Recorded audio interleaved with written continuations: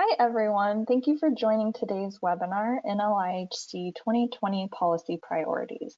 This is Brooke Shipwright with the field team at the National Low Income Housing Coalition, and I'm joined today by my colleagues Sonia Acosta and Kim Johnson with the policy team. Today, Kim and Sonia are going to take us through NLIHC's policy priorities for this year, including urgent actions lawmakers need to do in response to the pandemic as it relates to affordable housing and homelessness. I'll then close things out with some advocacy resources, including our new Legislative Action Center, and some final reminders for effective advocacy. We'll leave time at the end of today's webinar to answer any questions you may have, so please type your questions into the questions box on your screen, and we'll get to as many as we can at that time. We'll also be sending a copy of the PowerPoint slides and a recording of today's webinar. As many of you know, the coronavirus pandemic canceled our annual Capitol Hill Day in DC, which was scheduled to take place next week. But members of Congress still need to hear from you, their constituents, both about the immediate action they must take for people experiencing homelessness and extremely low-income renters during this pandemic, and about the ongoing importance of accessible, safe, and affordable homes for people most in need. So with that, I'll turn it over to Kim Johnson. Hi, everyone. Can you hear me? Yes. Great. Hi, everyone. Thank you so much for joining us today. My name is Kim Johnson. I'm a policy analyst with the National Low Income Housing Coalition, and we're going to start off by talking about some of NLIHC's urgent priorities, beginning with the most urgent priority, which is getting funding for housing and services to assist people experiencing homelessness into the next COVID-19 supplemental. In the wake of the coronavirus outbreak, policymakers have been considering multiple spending packages to address the potential impact of the coronavirus. The Senate is set to vote on the second supplemental package today, possibly within the hour, and it does not include any housing assistance. Congress is quickly working to put together another more expansive package, but it's moving very quickly.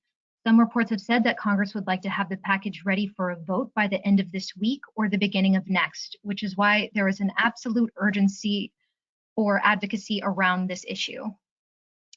Any comprehensive response to the outbreak must include resources to assist low-income people and people experiencing homelessness. Access to necessities like housing, healthcare, food assistance, and other services should be available to everyone, regardless of income, immigration status, disability, or insurance. People living without shelter are at a particularly elevated risk of coronavirus outbreak and have limited access to the preventative measures that are recommended by the CDC. You can't, for example, wash your hands if you don't have access to running water, and you can't stay home to socially distance and self-isolate if you don't have a home to go to.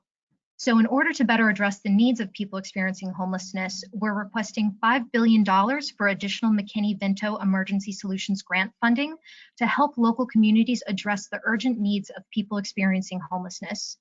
Emergency Solutions Grant funding can help communities minimize the number of people living in homeless encampments, enable shelters to hire additional staff, and help communities convert spaces like hotels into self-quarantine spaces.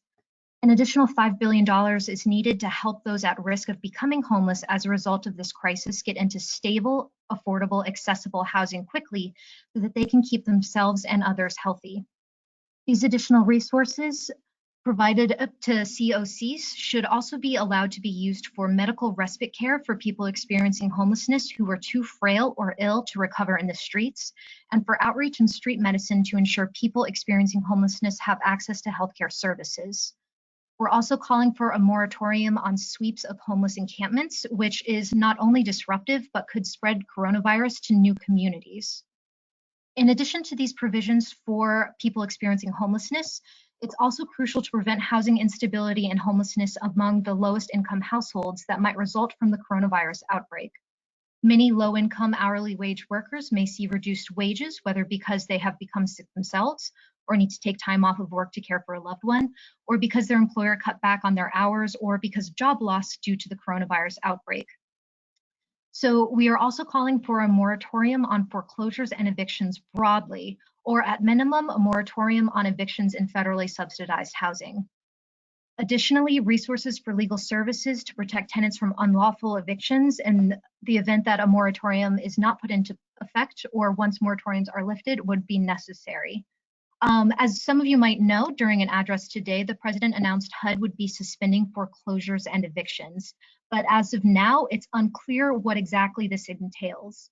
HUD doesn't have the authority to issue a moratorium on all evictions or foreclosures, but it can do so for many of the properties that it oversees or funds.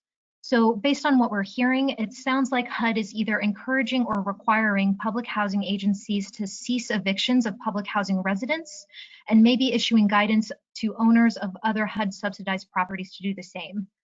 HUD should require all PHAs and owners of federally assisted housing to suspend evictions. The Federal Housing Financing Agency also announced that they are directing Fannie Mae and Freddie Mac to suspend foreclosures and evictions for the next 60 days. So we are waiting for the details on what exactly the suspension will entail and who will be impacted. So once we get updates, we will be sending them out to the group to share. So in addition to a moratorium on evictions and foreclosures, we are pushing Congress to include in the next package emergency rental assistance to help prevent evictions and homelessness by providing short-term financial assistance and housing stabilization services, as well as additional funds for public housing and other HUD housing providers to ensure that they have the resources that they need, including cleaning supplies, additional staff, and other expenses to keep residents and staff safe and healthy. Congress has chronically underfunded public housing for decades, and PHAs do not have enough funds to cover the additional cost associated with protecting staff and residents from an outbreak. So in addition to these immediate needs, we need to address the underlying causes of homelessness and housing instability, namely the severe shortages of homes affordable and available to the lowest income households. We'll be covering comprehensive legislative solutions to the affordable housing crisis throughout this webinar. We'll also be holding national calls every Monday at 2:30 p.m. Eastern Standard Time to give updates on the federal, state, and local government's response to the national coronavirus outbreak and its impact on people experiencing homelessness and low-income households. You can find our resources related to coronavirus, including our recommendations for Congress, on our website, nlihc.org. And we'll be sharing our link to those resources and to register for Monday's national call in our follow-up email as well.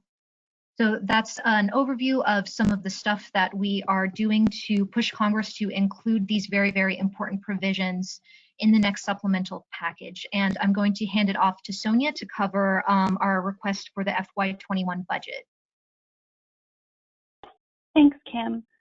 So obviously, our top priority right now is getting those immediate needs met around low-income renters and people experiencing homelessness and how the current pandemic is impacting them. But as I'm sure everyone on this call realizes, these crises didn't start with the pandemic, and we also need to make sure that Congress is investing in longer-term solutions. And one of the most basic ways that that happens every single year is through the federal appropriations process. And Congress is continuing to work on the fiscal year 2021 spending bill for HUD and USDA Affordable Housing and Community Development Programs. So just some of you might already kind of be aware, but just to give some background about where we stand for this upcoming fiscal year, which will start in October. So last summer, Congress and the President raised the extremely low spending caps that were set under the Budget Control Act, and they raised those caps for both fiscal year 2020, which is the current fiscal year, and fiscal year 2021, which starts in October. So even though they lifted the caps, that prevented some major cuts from occurring, but it didn't allow for a lot of room for increases over current spending levels. There's only about $5 billion for all the various non-defense related priorities that Congress will need to provide funding for. And we know that veterans' health in particular has some really pressing needs, and that's going to eat up a lot of that $5 billion. So we need to make sure that housing advocates are educating their members of Congress about the need for increased funding for housing programs and why that's so necessary. So Typically, HUD programs need about $1 to $2 billion each year just to cover inflationary costs so that we can continue to serve the same number of households. So our message really is to get the highest funding possible for affordable housing and community development programs, and reminding members of Congress that it's important that we have amounts increased over current levels so that we can just, at the very least, maintain assistance where we currently are, which, as we know, isn't sufficient. But that's why we keep it as a general ask of as much as possible. And given the pandemic and the election, the exact timing of the spending bill is a little uncertain. It was scheduled to, some of the House was scheduled to come out with their bill in May, and the Senate was probably going to come out with their bill sometime around there. We'll see if any of that's pushed back. And because it is also an election year, we are anticipating that there will be some kind of continuing resolution that will get us through the November election at the very least. So we'll be continuing to monitor that, and we'll of course let folks know. But right now it's still very important for people to reach out to their members of Congress and make sure that they understand that affordable housing and community development programs need increased funding for FY 2021. And I'm going to hand it back over to Kim. Thanks, Sonia. So our last urgent legislative need involves the infrastructure package. At the beginning of the year, the House began the process of creating an infrastructure package, and we are pushing Congress to include housing investments for America's lowest income households in any infrastructure package that is put forward. That would include $70 billion to repair public housing and $5 billion for the National Housing Trust Fund, which is also included in Representative Maxine Waters' Housing as Infrastructure Act, which is a bill that we will cover later. Investing in housing as infrastructure would bolster economic growth, promote economic mobility and opportunity for low-income families and communities, support local job creation, and increase incomes. So we see housing as a vital component of any infrastructure package. So those are our big urgent legislative asks. And now we are going to move on to some of the individual pieces of legislation supported by NLIHC. So first, and our first kind of bucket of legislation is investments to build and preserve affordable rental homes. So like I just mentioned, the Housing as Infrastructure Act, which was introduced by Representative Waters and Senator Harris, would invest robust resources to fully address the capital needs backlog, as well as $5 billion in the National Housing Trust Fund. The bill also provides $1 billion to address the severe housing needs on tribal lands. The American Housing and Economic Mobility Act was introduced by Senators Warren, Gillibrand, and Markey, along with Representatives Richmond, Cummings, Lee, and Moore, and would effectively end housing poverty and homelessness in America by investing nearly $45 billion annually into the National Housing Trust Fund. It also includes resources to repair public housing, construct or fix housing in tribal or Native Hawaiian communities, and to build or preserve housing in rural areas. Additionally, the Affordable Housing Tax Credit Improvement Act, introduced by Senators Cantwell, Wyden, Young, and Isaacson, as well as Representatives Del Bene, Beyer, Marchant, and Walorski. So it's a bipartisan bill, would expand the housing tax credit by 50% over 5 years and make important reforms to help the program better serve people with the lowest incomes. And finally, the Fulfilling the Promise of the Housing Trust Fund Act was introduced recently by Representative Heck, and would extend and redirect a fee currently levied on Fannie Mae and Freddie Mac to help fund the National Housing Trust Fund, which would be great. It's a great way of providing the National Housing Trust Fund with more resources outside of the appropriations process, so it won't have to compete with money for other vital HUD programs. And so I'm going to hand it back over to Sonia to talk some more about our legislative priorities. Thanks. So as you can see, we kind of put some of our bills into buckets. So I'm going to be talking about a few bills that help bridge the gap between incomes and rents. Low wages, wage inequality, racial inequalities, and the severe shortage of affordable rental homes leave too many low-income people unable to afford their housing. Obviously, increasing minimum wages would certainly help, but there are also some bills out there that would help make housing more affordable for folks. So one of those bills is the Family Stability and Opportunity Vouchers Act. This was introduced by Senators Young and Van Hollen, so it's a bipartisan bill. It's also supported by NLIHC's multi-sector Opportunity Starts at Home campaign, so it's got a lot of folks on board. The bill would create 500,000 new housing vouchers over 5 years to help families with children move to areas of opportunity. Families would receive counseling and case management services to help make the moves easier. The vouchers would be targeted to families with young children with a history of homelessness, housing instability, or families that are currently living in areas of concentrated poverty, or are at risk of being pushed out of areas of opportunity. So that's one exciting bill, and you can the ask on that is really to co-sponsor in the Senate, or maybe to work on introducing a companion in the House, especially any Republicans. Always good to have bipartisan support on these bills. The next is a bill that would create a refundable tax credit to cost-burdened households earning less than $125,000 annually. So the taxpayers would receive a share of the difference between 30% of their income and their rent. The rent would be capped at 100% of the small area fair market rent, which HUD determines. And so this is just a way, again, to help cost-burdened households bridge that gap between their low incomes and the high cost of rent. And this is not a bipartisan bill and hasn't really moved so far, so encouraging your members of Congress to co-sponsor would be super helpful.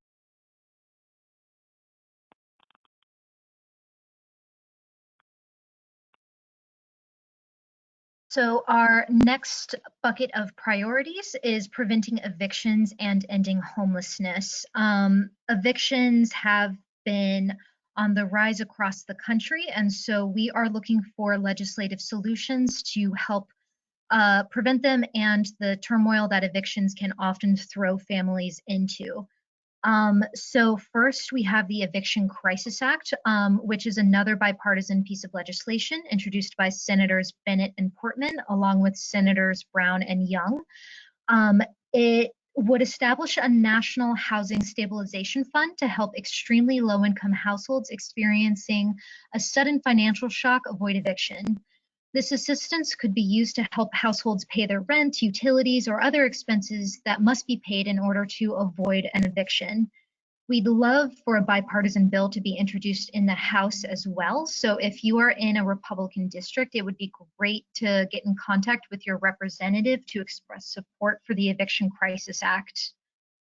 In addition, the Ending Homelessness Act was introduced by Representative Waters and Senator Harris and proposes investing more than $13 billion over 5 years into the National Housing Trust Fund to address the shortage of affordable, accessible housing and combat homelessness. This bill has actually passed out of committee, which is great, and is headed to the House floor.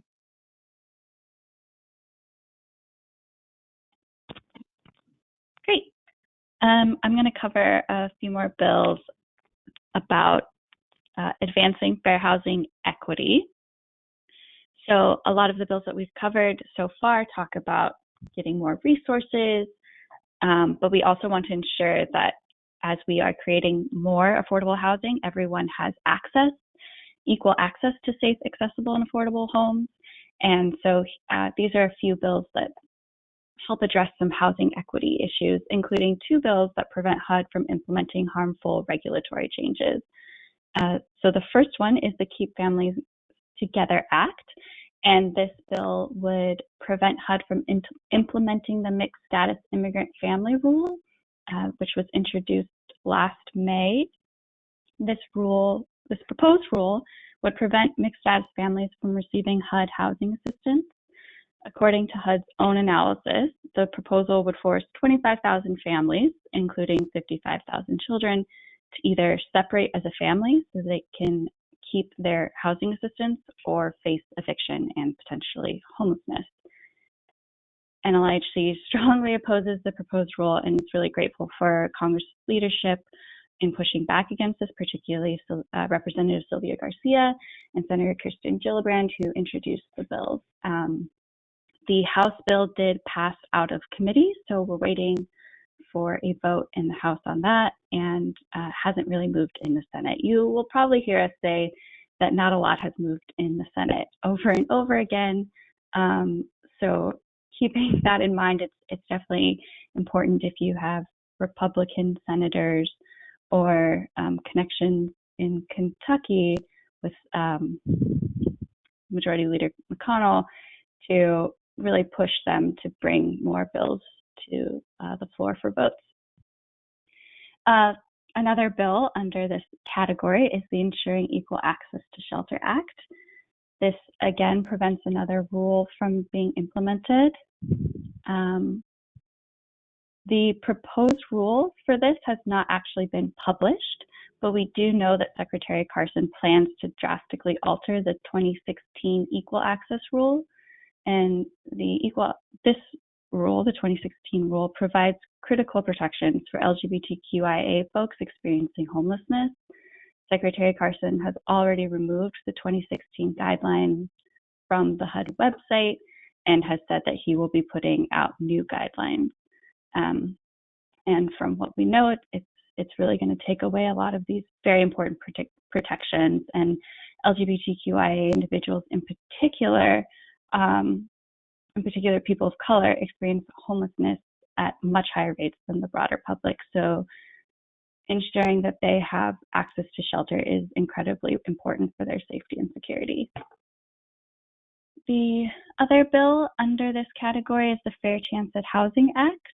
Every year, over 600,000 people return to their communities from prison and often face profound housing insecurity. So this proposal would require public housing authorities and owners of HUD-assisted housing to perform an individualized review of each applicant, and the review would consider the totality of circumstances when looking at criminal history. The bill would also eliminate overly harsh one-strike policies that allow PHAs and owners to evict families anytime a member of the household or even a guest engages in criminal activity. And it would also make sure that owners and PHAs are not able to ban non-tenants from visiting based on criminal conduct unless, of course, this person was convicted of a felony that threatens the health and safety of others at the property. And again, they would need to consider all factors and all circumstances. And this bill hasn't really moved, but it was introduced by Representative Ocasio-Cortez in New York on the House side, and Senator Harris from California, not New York, on the Senate side.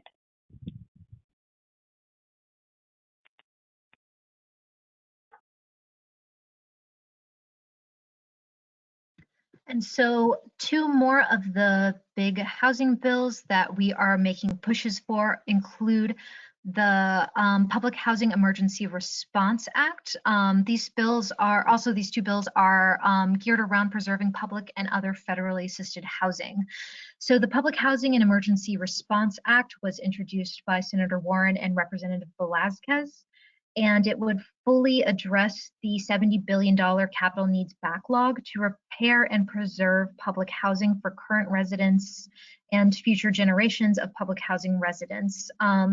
Congress has historically chronically underfunded public housing agencies, so a lot of that infrastructure and the units that people are living in are deteriorating and have low health or in disrepair and pose a threat to the health and safety of tenants. And so addressing that capital needs backlog is critically important. And we are also pushing for the Strategy and Investment in Rural Housing Preservation Act of 2019. which was introduced by Representative Clay and would permanently authorize USDA's Preservation and Demonstration Program while also preserving affordable homes and avoiding displacement of folks in rural areas.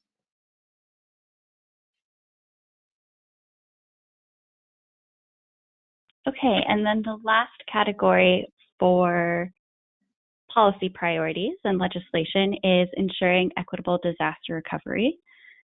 So the first bill is the Reforming Disaster Recovery Act, which incorporates a lot of the priorities that were developed by the Disaster Housing Recovery Coalition.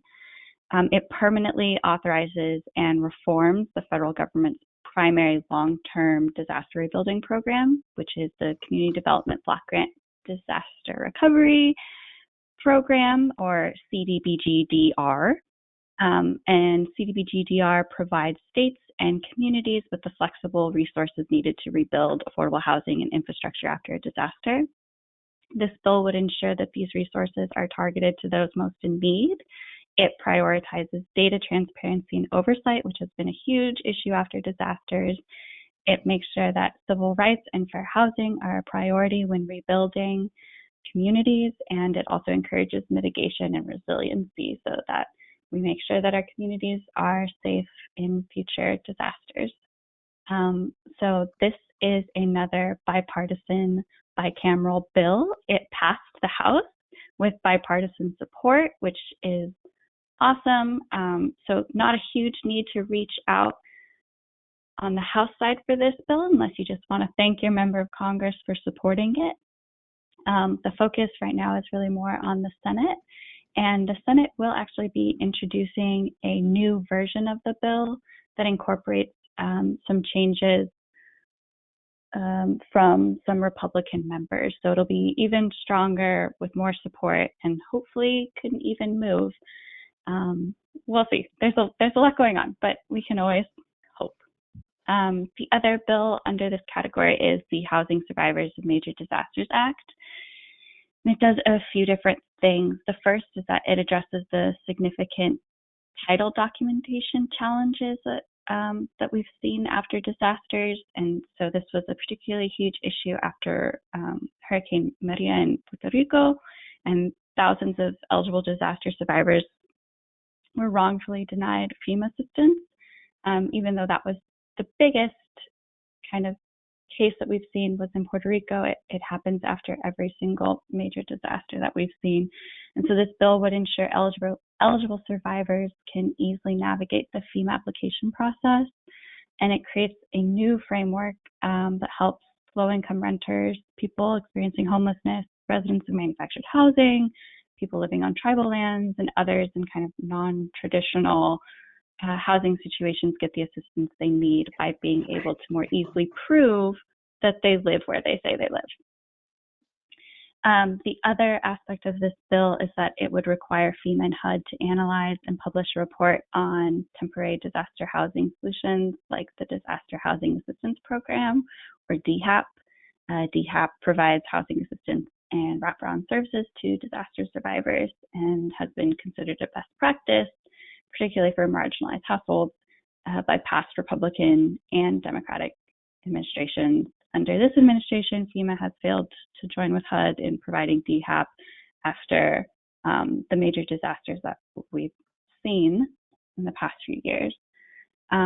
This bill recently passed out of committee on the House side with bipartisan support, but it needs a vote from the full House and, again, more support in the Senate.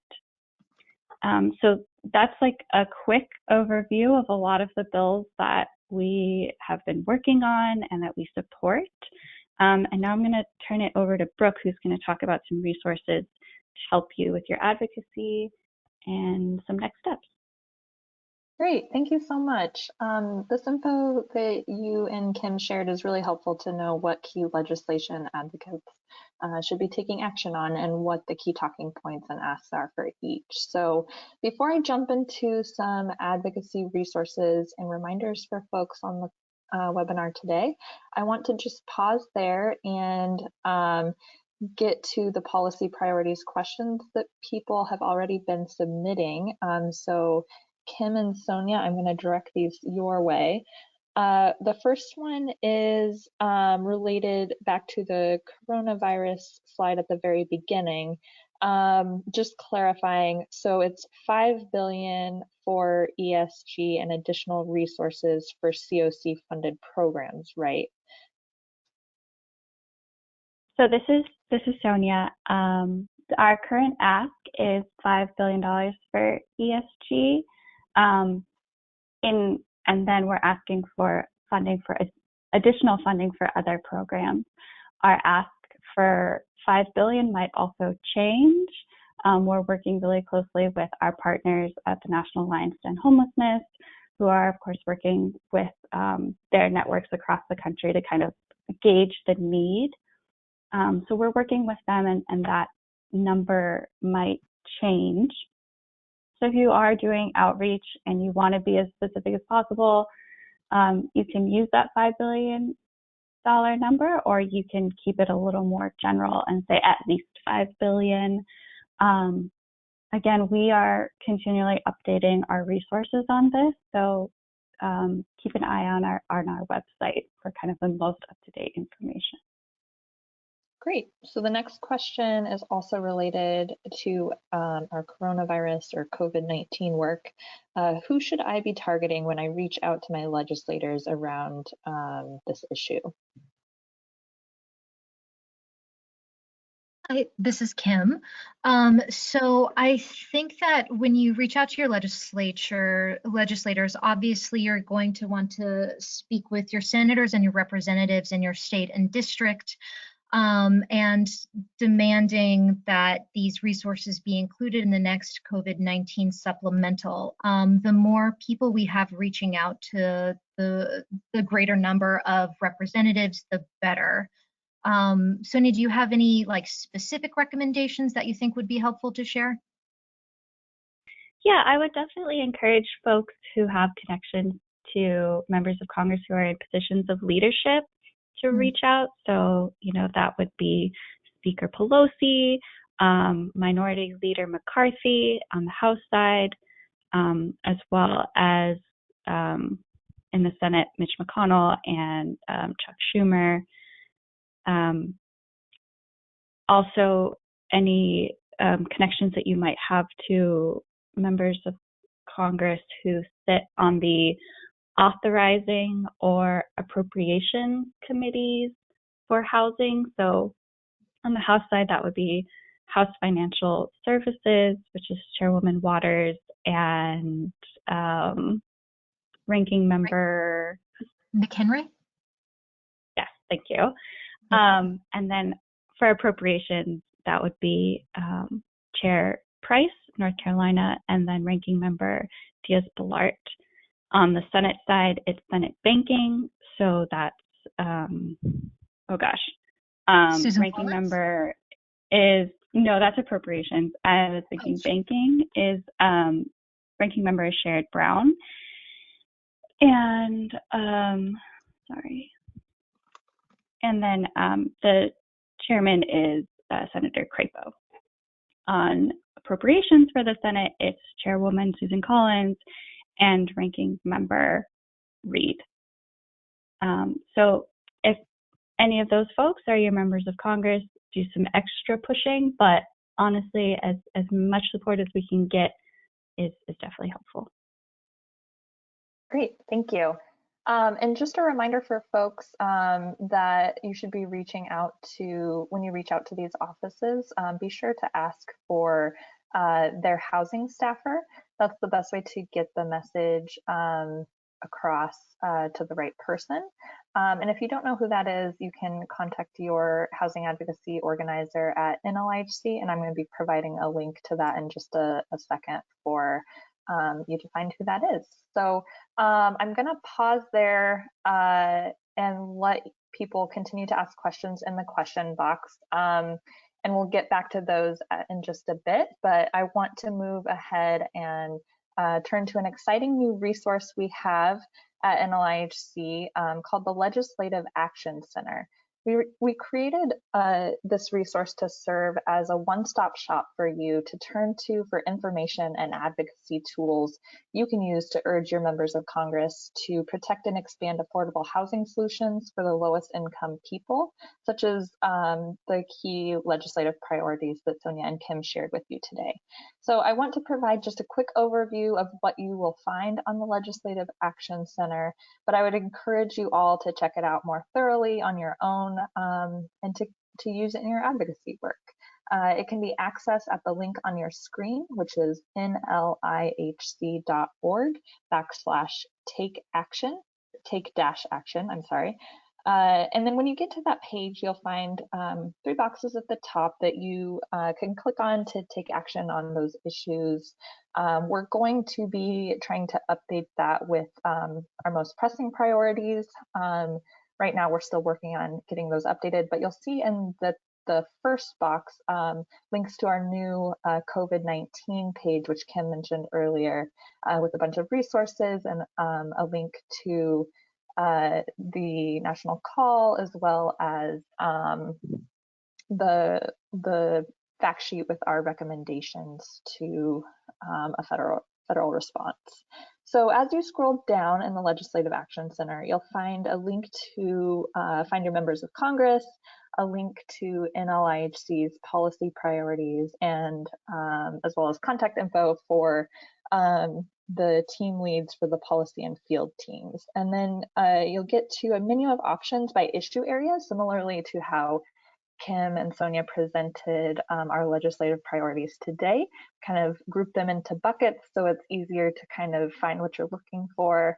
You can click through those issue areas to learn more about the different bills under them and take action. So more specifically, each piece of legislation in each of these buckets has a brief summary and links to where you can find more information, such as fact sheets, the links to the bill text and talking points, as well as some other info depending on the bill.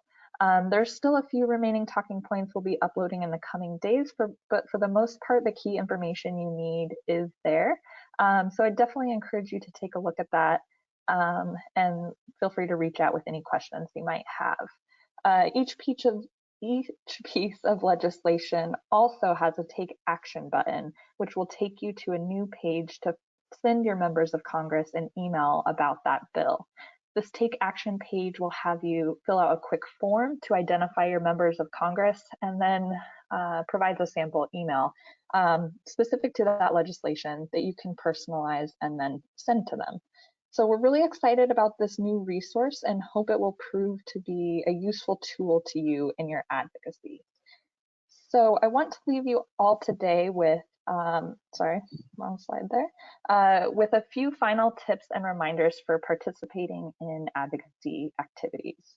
First and foremost, advocacy does in fact work, and your voice is a critical piece in protecting and expanding affordable housing resources for people that need it most.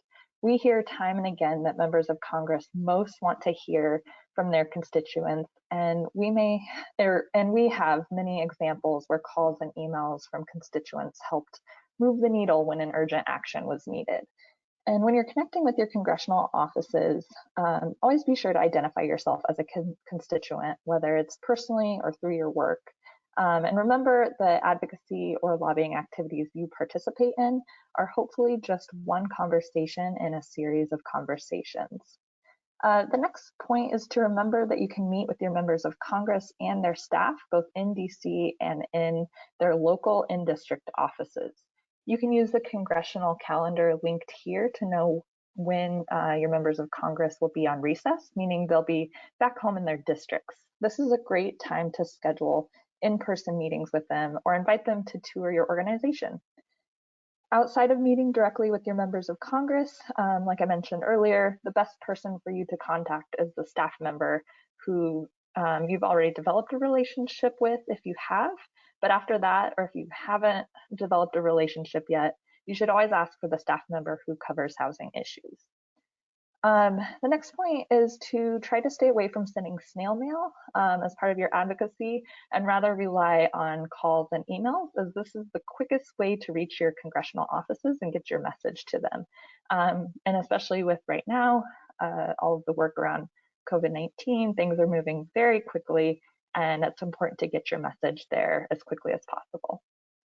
Lastly, I just want to encourage you to please reach out to your housing advocacy organizer, like myself and my colleagues on the field team. We're always available to help you prepare for any meetings you might have with your members of Congress or their staff members, and we want to know what you hear back from offices as a result of your ask to them. You can find the organizer that covers your state in this last link listed on your screen. Oops. And then before I close out, I just want to remind everyone that NLIHC is a membership organization. Our members are a critical piece to the advocacy work that we do, so we hope you will consider becoming one today. And you can do so at nlihc.org/membership. So I just want to turn now to any remaining questions that we have. Let me just open up the questions box here. This is Sonia. I saw one question, and it reminded me to make an important point. So, we covered maybe about a dozen different bills today, and the Legislative Action Center also highlights a lot of those same proposals, but that definitely is not an exhaustive list of all of the things going on, which is actually kind of awesome that there are so many good housing bills out there that it's difficult for us to kind of create resources and stay on top of all of them, but we are tracking far more bills, and we do support a lot of different proposals that have come out. So if you see a proposal, if you hear about one that we didn't mention or isn't up on the Legislative Action Center and you're curious about what you should say about it, or please feel free to reach out to your field organizer. As well, you can always reach out to folks on the policy team, and we can kind of give you our opinion of it and more advice about kind of next steps for action. But definitely this is not an exhaustive list of everything going on. Yeah, that's a great point, Sonia. Thank you. Let's see here. How can we message about the immediate needs and long-term goals? That's a great question, given all of the great bills you both listed today, and then also the immediate needs of, during the current pandemic and people who are in crisis because of that.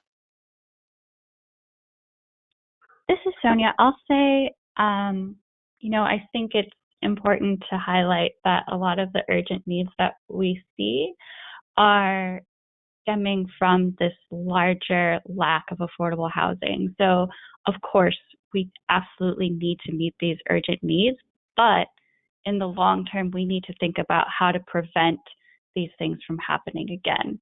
If everyone was already stably housed and we had ended homelessness, we wouldn't have to worry about those same urgent needs.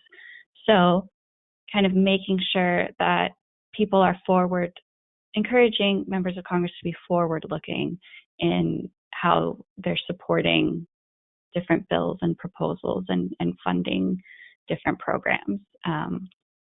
That would be kind of my advice. Kim, Brooke, feel free to add on, though.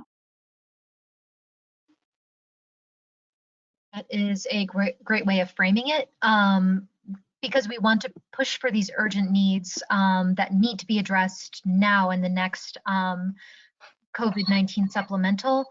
And we also need to keep working towards a really fundamental solution to homelessness and the housing crisis, which is constructing more deeply affordable housing in order to get people into houses.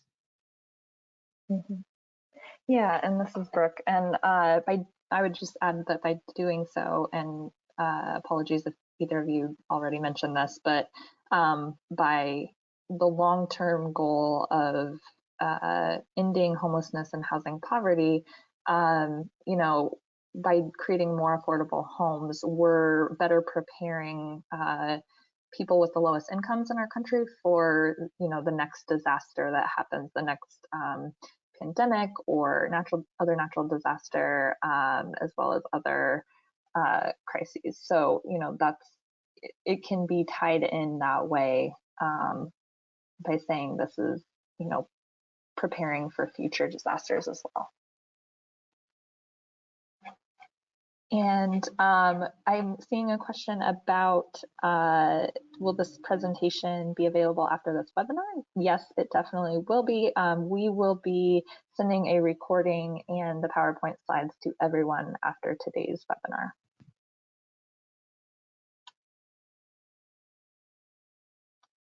I'm not seeing any further questions. Oh, actually, so related to kind of that short-term, long-term messaging, do either you, Kim or Sonia, think that they're going to do anything around infrastructure given the current, you know, current things happening with the coronavirus, the budget, and big elections happening this fall? This is Kim. That is a great question. I am not sure. Before the coronavirus outbreak, I think that there was a good chance that we would see an infrastructure bill. But now it's really hard to say what the future will hold. If I had to guess, I would say maybe not this Congress, which is, you know, not a reason to, you know, drop pushing for it, because, you know, it's going to be an ongoing need and it is something that will come up again. And so we need to make our voices heard at the early stages to make sure our priorities are reflected in the bill. But you know, it's hard to say. Sonia, I wonder if you have thoughts on that. Yeah, Kim, I think you're right. Given the resources that are going to be needed for this pandemic, I think that an infrastructure package is unlikely this Congress. But again, to reiterate what Kim said, a lot of the infrastructure proposals that have come out don't include affordable housing or community development resources.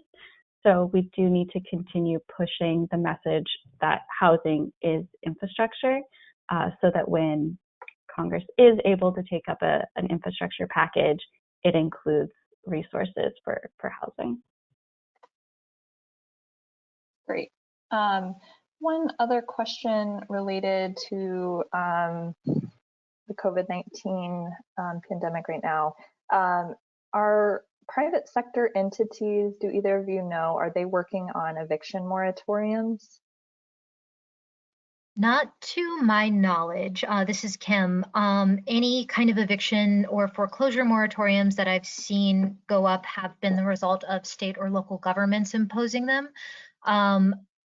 Again, like I could be wrong or missing something, but from what I've seen into my knowledge, private entities have not been pushing for similar moratoriums.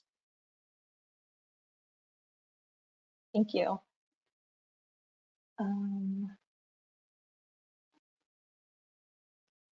Sorry, I'm just trying to find, we're scrolling through the questions here.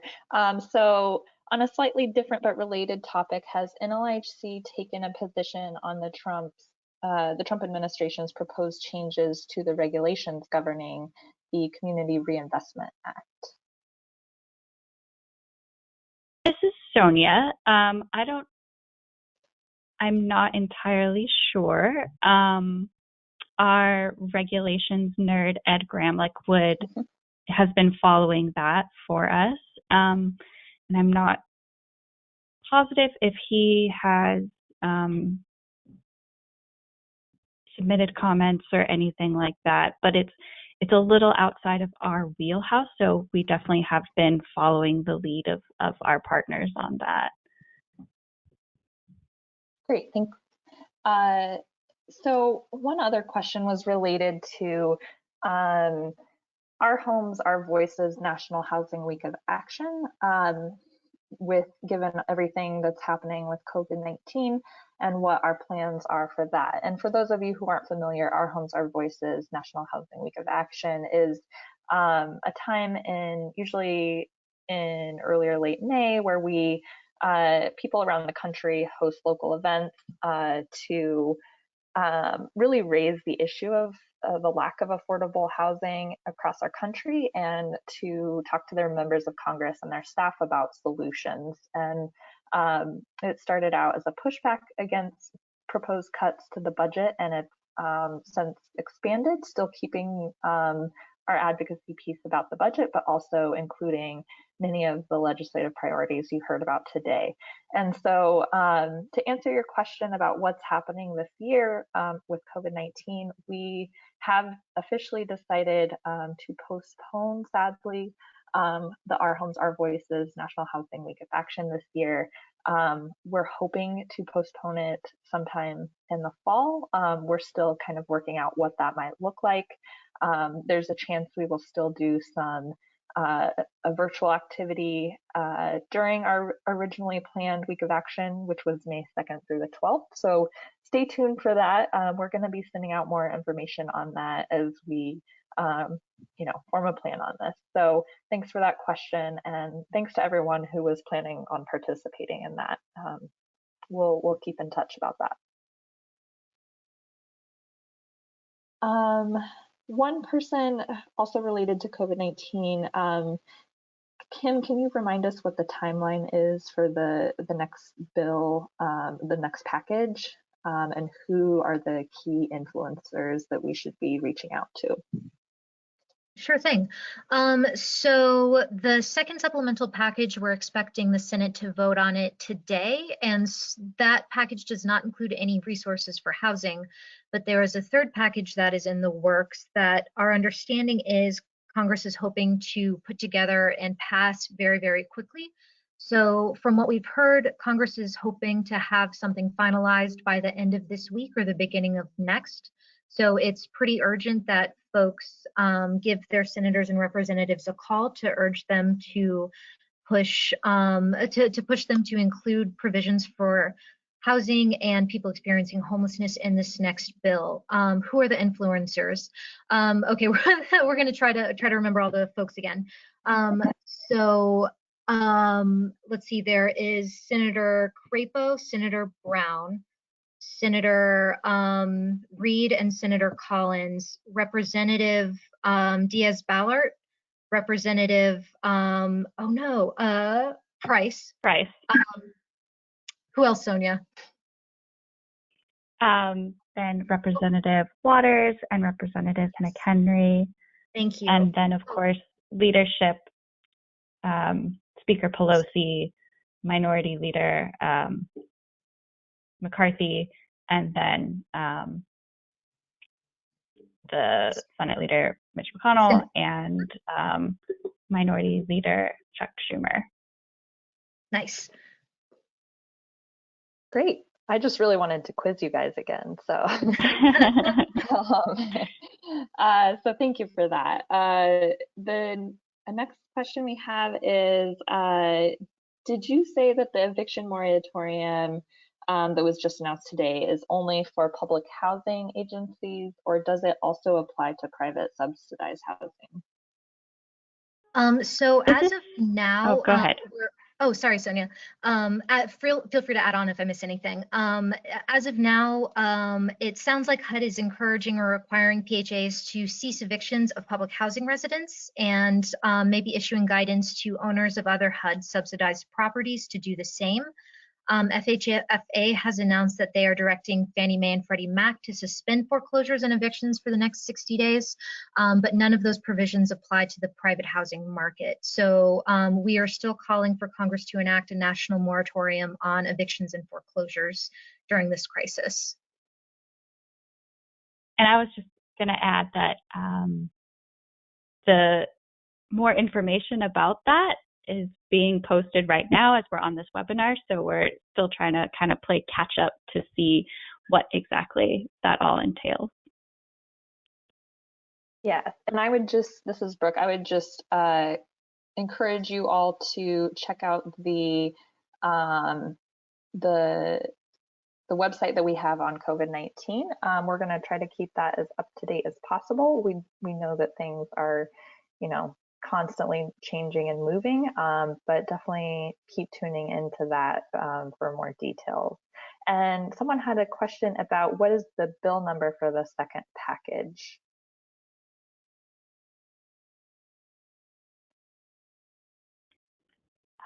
This is Sonia. I can look it up if I'll need a minute here. Sure. Let's see if we have any other questions. I think we're kind of nearing the end of our questions, everyone. So if this is kind of a final call, if you have any burning questions, just type them into the chat box. Okay, the bill number for the second package is HR 6201. HR 6201. Thanks, and that Sonia. is the one that the Senate is voting on right now that does not include funding for housing. And the third package that we are trying to get funding for housing, it has not been introduced or anything, so there's no bill number for that yet. Great. Well, with that, I just want to thank everyone so much for tuning in today and taking time to participate in today's webinar, and especially for the great work that you all do every day to further affordable housing solutions for people with the greatest needs. As you can see on your screen, it's been sitting here for a while. Our contact information is here. We hope you will stay in touch. Thanks again for participating. Please stay safe and have a great day.